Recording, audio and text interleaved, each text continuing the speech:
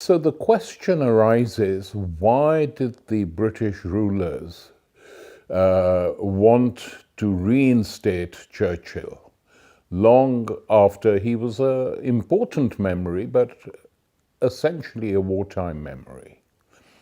And here the answer lies in Britain's post-imperial role. What was it going to do? Should it just remain an appendage of the United States, just do what they were told? They did that anyway, but they wanted to assert a tiny bit of independence, and Churchill was very important for that. So when Mrs. Thatcher in 1982 went to war to keep the Falkland Islands British, that is when Churchill's name began to come up again and again and again. And, you know, the Churchill spirit, no appeasement. And this cult, which started with the Falklands War, grew and grew and grew and became a substitute for Britain's actual position in the world.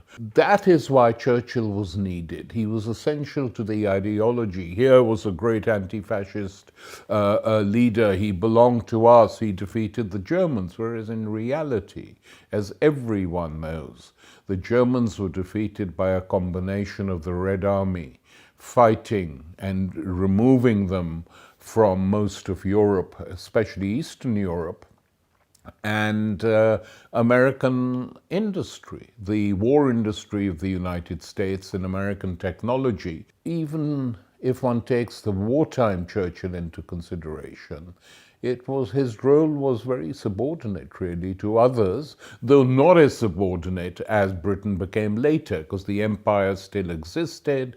It was being handed over slowly, gently to the United States, but not that gently. India was in flames, European colonial empires were collapsing, and Churchill, unchanged, continued to defend, after the Second World War, atrocities in Kenya, the toppling of a democratic government in Iran, and many, many things of this sort. That is why it's important to present the other case. So he didn't really change. He accepted that the British Empire had to go, but he was glad, being half American himself, as he began to boast, that it was being handed over to a white power, to a Christian power, to a power which represented civilization at its best, the United States of America. So the British so-called special relationship with the United States is very much Churchill's heritage. Now, the question is the following: how long will this cult last? History often indulges in bouts of idolatry, politician worship or leader worship. We're going through that with Churchill, but the British are so obsessed with the notion of empire and the fact that they once were an empire that they can't think beyond that. And this applies to all the mainstream political parties. And the crimes were many. I've referred to some of them. But to summarize, the famine in Bengal, 3 million dead.